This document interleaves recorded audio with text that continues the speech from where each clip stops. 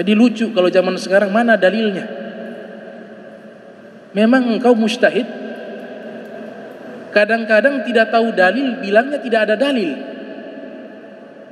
Ini yang terjadi zaman sekarang. Oh, itu tidak pernah Nabi lakukan. Engkau kenal Nabi di mana? Pernah ketemu Nabi? Pernah baca seluruh hadis Nabi? Tidak pernah. Sehingga kalimat yang keluar, yang dia belum tahu dalilnya, dia katakan tidak ada dalil. Jadi muncul hukum baru, yaitu jika tidak tahu dalil maka tidak ada dalil. Itu hukum sekarang itu. Banyak seperti itu. Yang kesepakatan kan 4: Al-Quran, Sunnah, Al-Ijma', wal Qiyas. Itu kesepakatan sejak dahulu. Sekarang muncul satu, yang kelima. Jika tidak tahu dalil, dia tidak tahu dalil, maka akan mengatakan tidak ada dalil. Yang kelima. Itu yang kelima sekarang. Tidak tahu dalil, bilang nggak ada dalil. Saya kasih buktikan, misalnya mencium Al-Quran, mushaf Al-Quran. Sekarang kita dimudahkan bisa simak di YouTube. Ada ustadz-ustadz yang pakai metode tadi, tidak tahu dalil, bilangnya tidak ada dalil. Bid'ah mencium Al-Quran. Tidak pernah diajarkan oleh Nabi Muhammad, katanya.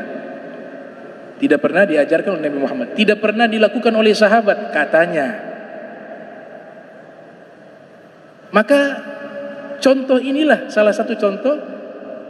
Tidak tahu dalil tapi dia bilang tidak ada dalil. Tadi dia bilang kan Nabi tidak pernah melakukan mencium Al-Quran.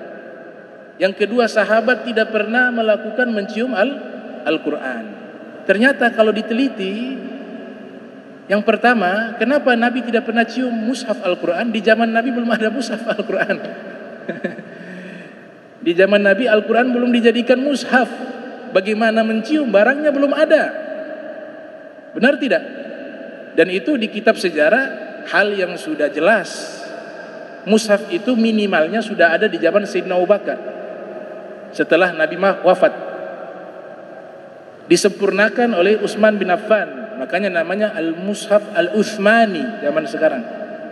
Bagaimana belum ada mushaf kemudian mengatakan Nabi tidak pernah lakukan? Ya jelas tidak pernah lakukan. Al-Qur'annya belum ada seperti mushaf di zaman Nabi. Itu yang pertama. Jadi kalau gak tahu dalil jangan bilang tidak ada dalil. Nah sekarang buktinya mengatakan sahabat tidak pernah lakukan. Ternyata siapa bilang sahabat tidak pernah melakukan mencium mushaf?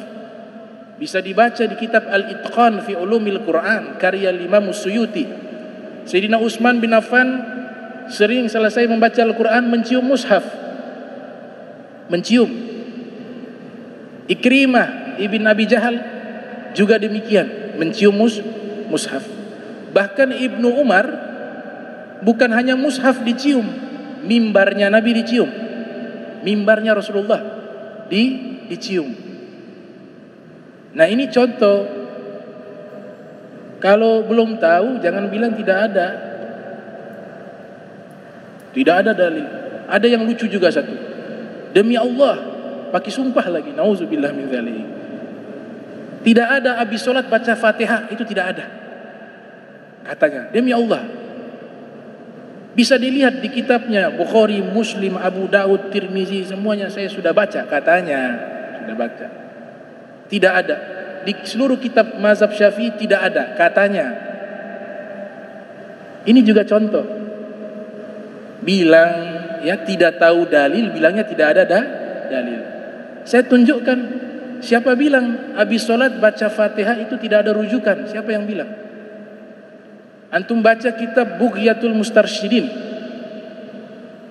kitab fatwa ulama-ulama Syafi'iyah. Ternyata ada riwayat dari Imam Ali bin Abi Thalib. Imam Ali bin Abi Thalib selepas selesai sholat, beliau selalu membaca surat Al-Fatihah. Bilang kata sudah baca semua.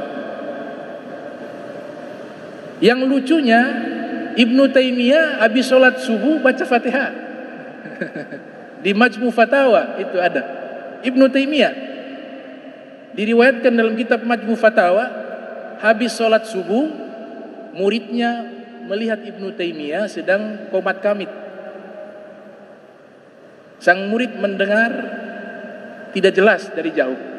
Beliau memberanikan diri untuk mendekati Ibnu Taimiyah. Ternyata yang dia dengar, oh Ibnu Taimiyah membaca Fatihah. Bismillahirrahmanirrahim. Itu. Jadi itu jangan sok-sokan dah. Bukan mustahid sok-sokan. Baca kitab juga belum benar banyak. Gak menjamin lulusan luar itu lebih pandai dari yang lulusan di tanah Jawa, lulusan pesantren yang belum menjamin itu. Gelar tidak ada jaminan dalam ilmu agama. Gelar tidak ada jaminan. Jadi kalau tidak tahu, Nabi sudah memberikan doa rahimallahu mra'an man arafa qadra nafsihi. Ini doanya Rasulullah. Semoga Allah merahmati orang yang tahu kadar dirinya. Gitu. Kita diajarkan tawadu. Cara tawadu tidak cepat menyalahkan orang lain. Gitu. Nah ini gambaran tentang masalah tidak ada dalil atau tidak tahu dalil. Itu dua hal yang sangat berbeda. Dua hal yang sangat berbeda. Hadis itu bukan hanya ribuan, jutaan. Hadis Nabi jutaan. Tafsir juga bisa dihitung kalau semuanya bisa sampai kepada kita, bisa jutaan. Karena ribuan tahun orang menafsirkan Al-Quran dari kalangan para mufassirin.